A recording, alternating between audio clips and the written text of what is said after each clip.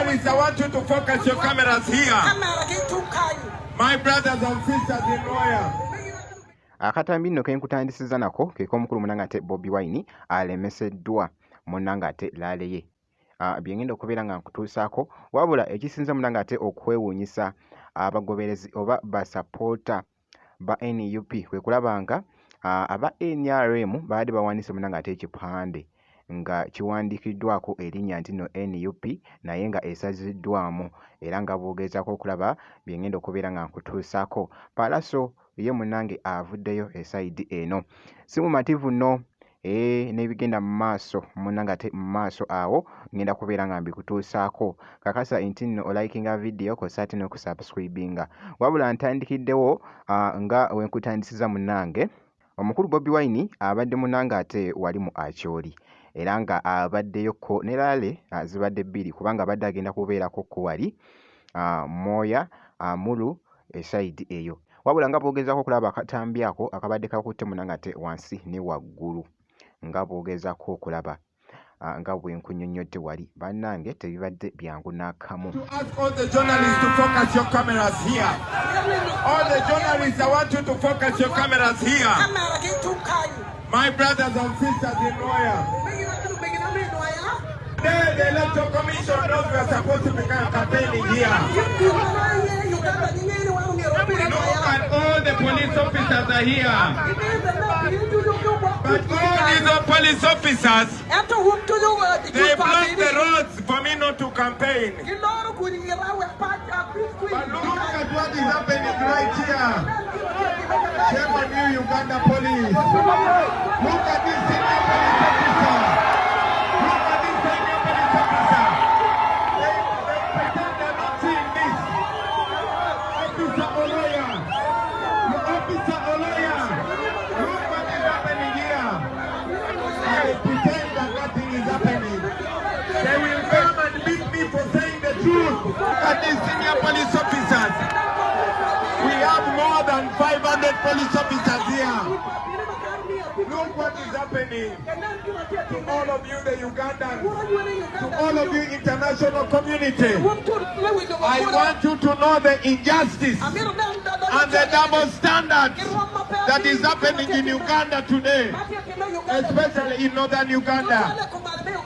In the evening, you are going to see on TV the spokesperson of the police, and they will say Bobi Wine is not following the law. But look what is happening. It is as if we are competing against Uganda police.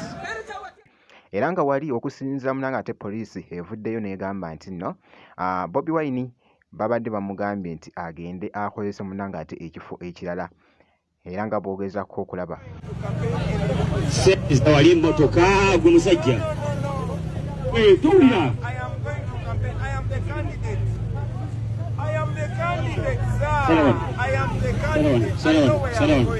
Salawan. No, I know exactly where I'm going, officer. Mr. President, we sat down New President! New President!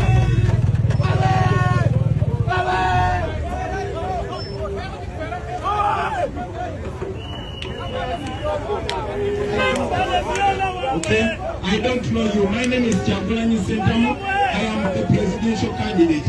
I am supposed to campaign in a Enugu. Okay.